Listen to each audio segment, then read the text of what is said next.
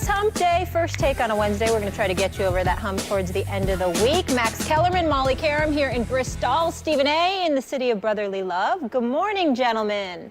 What's going on, Molly? Good morning. How y'all doing? How you doing? I'm good. I'm ready to go. Fired up. Of course, as always. As What's always. going on, big Needless boy? to say. Let's roll. What? You don't know how to say hello to me this morning? Sup, What's up with that, Max? Where's the love? Oh, Where's the Game love? Face is already on, just how I like it. I'm just checking. Say hello to a brother. You know what I'm saying? That's all. I mean, I know my you brother. you're How about you to get doing? waxed. You're about to get waxed and all of that, but I mean, damn, say hello first. See, he's on one today. Yeah. Someone got sleep. All right, let's do it. So we begin with the NFL, who announced this week that 4 players, including Steelers linebacker James Harrison, could be suspended if they do not cooperate with the NFL's investigation into PED allegations by next Thursday. Harrison spoke on the situation yesterday. When it comes down to it, I want to play. But, you know, it's certain rules and things that they need to go through that they didn't need to go through, you know, just to even start an investigation. You know, so like I said before, I don't have a problem with doing an interview. Come to my house, bring Roger with you. Come to his house and bring Roger with you. Stephen A., should the NFL have to go to James Harrison? Absolutely not. And if I'm the NFL, listen, I wouldn't even wait until August 26th or whatever deadline they put forth. I suspend them immediately. What the hell you mean we got to come to your house to talk to you? Clearly, you don't understand the power structure that exists here. Now, let me go back for a second. The NFL is usually, at least to some degree, wrong in this situation. I am not trying to sit here and act like the NFL is infallible, that they're devoid of mistakes or anything like that. That would be asinine. We all recognize that. We recognize the fact that Roger Goodell, by and large, has entirely too much power, judge, jury, and executioner. That's not the way that our system is supposed to work. We get all of that. But the NFL is a different breed. They negotiated a collective bargaining agreement, and the NFL Players Association ultimately ended up granting them that power. Now, the NFL Players Association represents the players. You advise them, you educate them, but at the end of the day, you do what the players tell you to do. Max Kellerman, I'd like to remind you about this one fact. When the NFL and the Players Association were butting heads with one another during collective bargaining negotiations, if I recall correctly, if I'm mistaken, I apologize, but if I recall correctly, I don't recall them even missing a preseason game.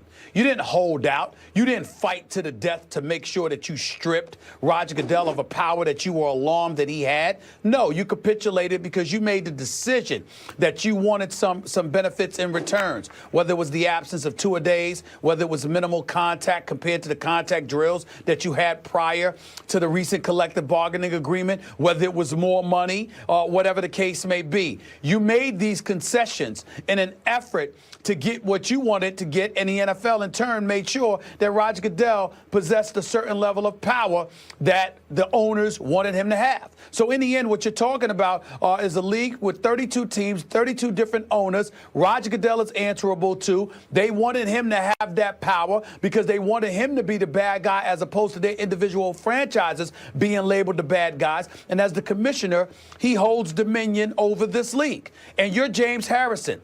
Who the hell do you think you are?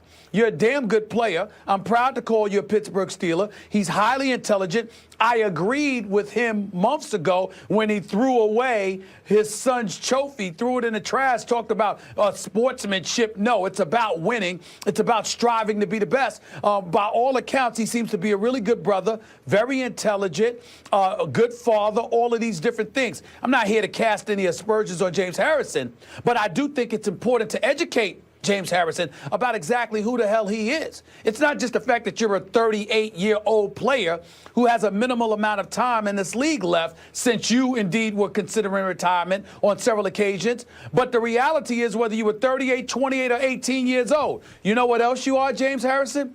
You're a fungible asset.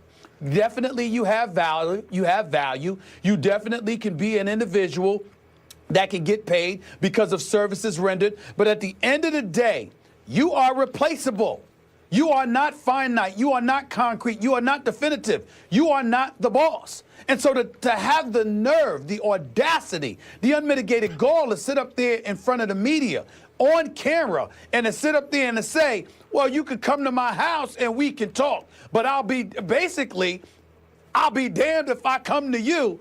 If I'm Roger Goodell, especially with the immediate aftermath of Deflategate, with the NFL clearly having flexed their muscle in that regard, evidently you haven't gotten the message. So let me send it to you and the rest of the NFL players out there.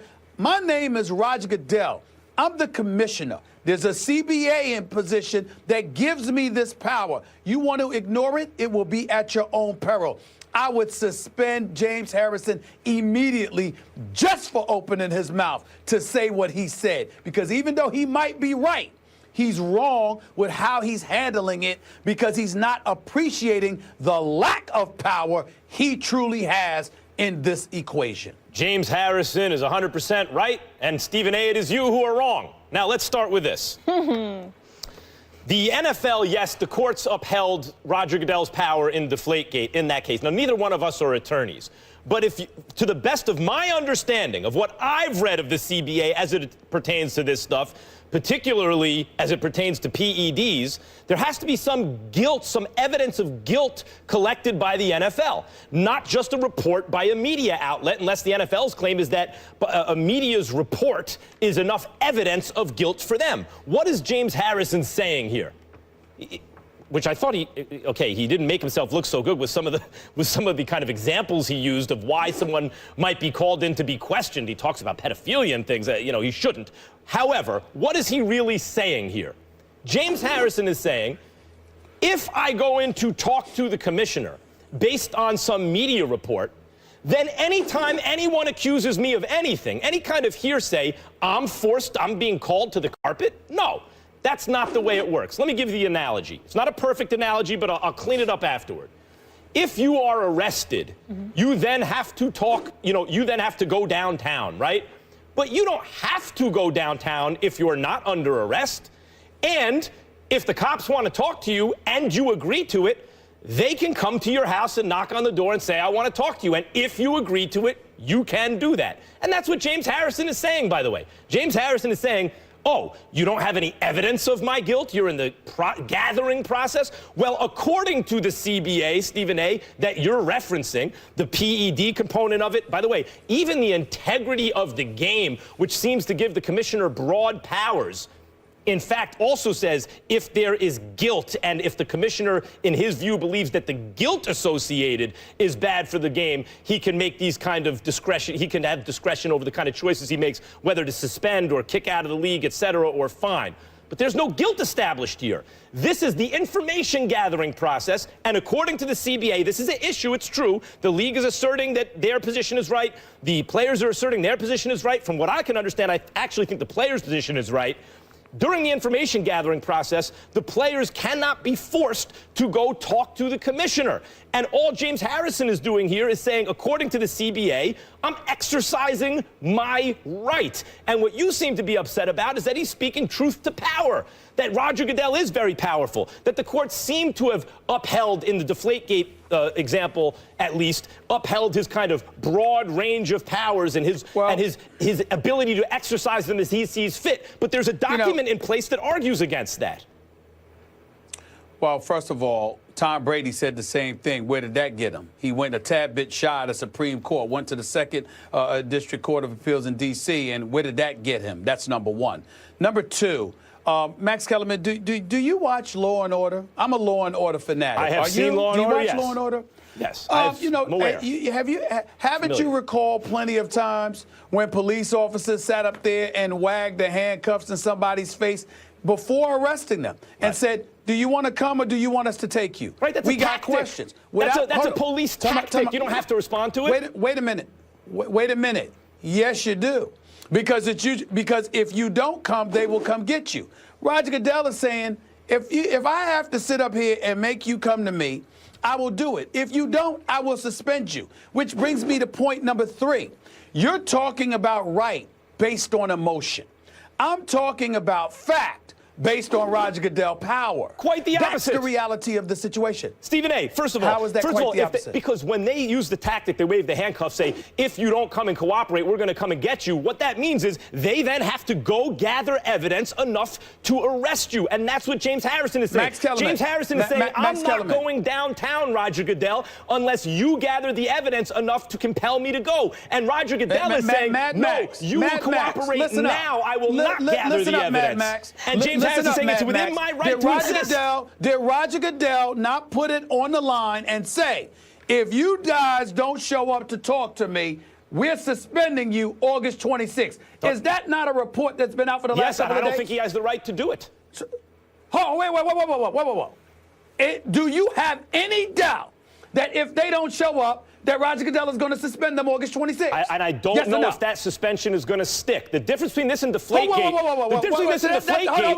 Whoa. Don't be slick here. You hosted a radio show for years. Answer my question. Don't change the narrative. Will he suspend them? He will certainly suspend them. If they don't show up. He will certainly suspend them. I do not believe it will be upheld. And the difference between this, and that's the bottom Stephen line. A., the difference between, No, not for James Harrison, because Stephen A., James Harrison is saying, I am willing to stand on principle. You're not listening.